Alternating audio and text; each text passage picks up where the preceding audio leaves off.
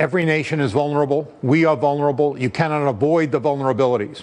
The head of cybersecurity once said to me, that is defense cybersecurity, once said to me, when you think you've got all of the firewalls that are necessary to prevent cybersecurity, that's when you're most vulnerable.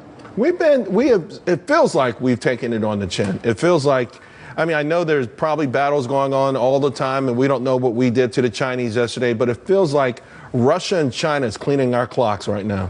Well, one of the things that I think people overlook is that the best hackers in the world are right here. We can take the offensive in cybersecurity by attacking the enemy. If we wanted to send a message, we can send a message very clearly.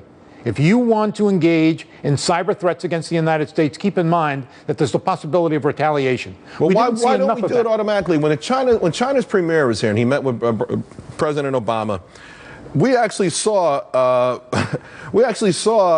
a decline. He said, "Okay, we'll back off," and they did. We saw a decline in cyber attacks. I don't get it. I mean, it was a tacit admission that, hey, we're attacking you at will. Why don't we attack back? Or why aren't we unleashing these amazing hackers that we have? One of the reasons, I think, is the view that President Obama had about world history. He believes that the arc of history is on our side and that all we have to do is just watch. And over the course of time, things will be, I think there will be a level of equilibrium. That level of equilibrium that Obama always talked about is, of course, a naive and misguided view. Trump is saying, you know something, we're going to face this head on. And I think he's got the right attitude. There is no doubt in my mind that we can do an awful lot to protect ourselves and be far more offensive than we have been. I want to ask you about potential Secretary of Defense. It feels like General Mattis now is the front runner. I mean, I haven't heard a bad thing about him. You know, maybe temperament, you know, some quarters. But other than that, would that be someone that make you sleep even more comfortable at night? I know Jim Mattis. I think he's great. I think he's one of the great warriors in the United States. I think he understands defense-related matters. Trying to bring control over the Pentagon is a little like trying to control the seven oceans. I mean, you're talking about a giant bureaucracy with people who have their own interest. It is an extraordinary job for a very, very talented guy, and he is that talented guy. I was just reading about the last 50 years of the CIA. It's just a horrendous record of fumbling everything, not being prepared for any of the major events that have hit the world in the last 50 years.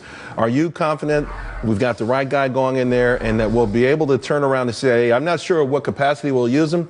You know, we're not into the business of overthrowing governments anymore, but I think people don't realize how much of a failed agency that's been. I think it's been a failed agency. I think you've stated it very well. And I think Pompeo is in a position of now not only doing what is necessary in the CIA to restore confidence, but also engage in the kind of clandestine activities that are necessary in order to deal with the militant Islamic worldview that we're going to have to confront. That's a big thing, right? We have not necessarily been able to infiltrate Al-Qaeda, ISIS, to the degree that we probably need to really ultimately snuff them out. I think that's exactly right. I mean, there's no question. There are these cells across the globe. We're going to be fighting a long war. We have to be able to deal with this long war by thinking about the ideational qualities that are necessary in order to fight against militant Islam. This is not only what happens on the battlefield, that counts, but it also counts to deal with logistics, clandestine activities, right, even culture and education. Dr. Herb London, thank you very much.